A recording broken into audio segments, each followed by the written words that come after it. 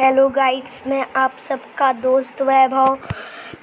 आज बात करने वाला हूँ कि अगर साइटामा वर्सेस गोकू हुआ तो उस लड़ाई का विनर कौन होगा।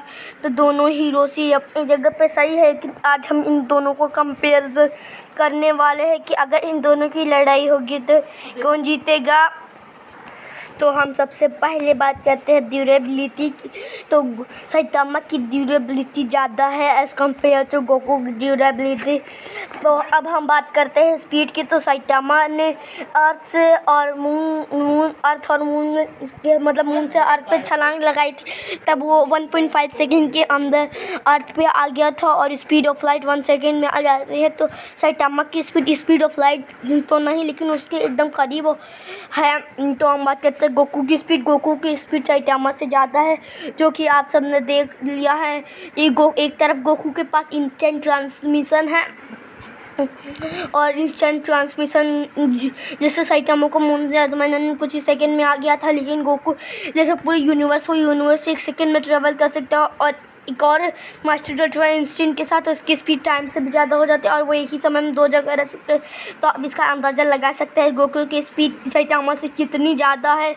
तो अब हम बात करते हैं दोनों के ट्रेनिंग में क्या क्या शामिल है, क्योंकि ये दोनों हीरो से ट्रेनिंग से इतना पावरफुल बने हैं। तो बात करते हैं ट्रेनिंग की। तो साइटामा की ट्रेनिंग में आता है कि 100 pushup, 100 situp, 100 squats and 10 kilometre run, जो कि बहुत मुश्किल है। और गोकू के ट्रेनिंग में आता है कि 1 trillion pushups in 1 trillion squats in 1 second, 200 trillion pushups in 5 seconds, 1 billion kilometre run in 1 hour और लास्ट एंड आखिरी 200 क्वाड्रिलियन सिटअप्स इन 1 सेकेंड।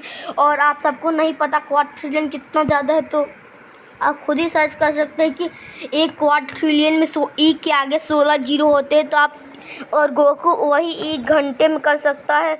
तो आप गोकू के स्पीड का अंदाज़ा लगा सकते हैं।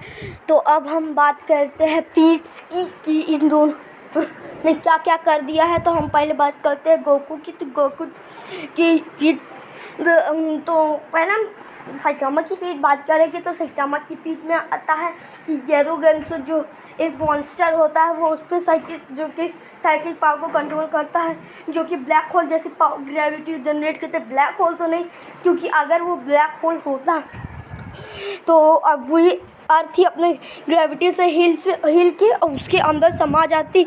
और सबसे पावरफुल फीट है कि गोकू ने सुपर साइयन गॉड फॉर्म मतलब गोकू ने सुपर साइयन गॉड फॉर्म में जाके पूरा यूनिवर्स मतलब अपने नॉर्मल पंच से पूरा यूनिवर्स डिस्ट्रॉय कर दिया था।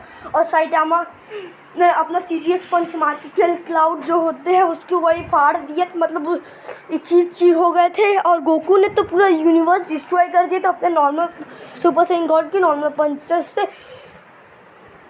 तो अगला है कि मतलब दोनों हीरोज के अगर मतलब फाइट की पॉइंट पर जाए तो गोकू ज़्यादा स्ट्रॉन्ग है साइटामा से।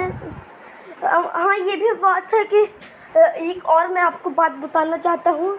साइटामा ने बोरोस को मारने में अपना 1% यूज़ किया था। और जो साइबरमैन है ना, जो सब मतलब वन किंग पिक्लो जो सबसे कमज़ोर विलन माना जाता है ड्रैगन बॉल यूनिवर्स का, और वो अपने एक नॉर्मल अटैक से ही मतलब पूरा जैसा प्लेनेट डिस्ट्रॉय कर सकता है। तो बोरोस ने केवल ये कहा था कि मैं अपना फुल पावर यूज़ करके अपने इस पूरे प्लेनेट को डिस्ट्रॉय कर दूंगा। मतलब कि किंग पिक्लो 10 टाइम ज़्यादा स्ट्रॉन्गर है, मतलब वो बोरोस से 10 टाइम ज़्यादा स्ट्रॉन्गर है। मतलब कि वो साइटामा उसको मारने के अपना 10% यूज़ करेगा और उससे भी 100 टाइम स्ट्रॉन्गर से उससे भी 2000 टाइम स्ट्रॉन्गर सबसे काफ़ी कमज़ोर जिन्यू है, जो कि फ्रीज़र के मतलब फर्स्ट फॉर्म का फाइनल फॉर्म का नहीं, फर्स्ट फॉर्म का वो 70% पावर रखता है। और जो फ्रीज़ा है वो उससे भी ज़्यादा स्ट्रॉन्गर है।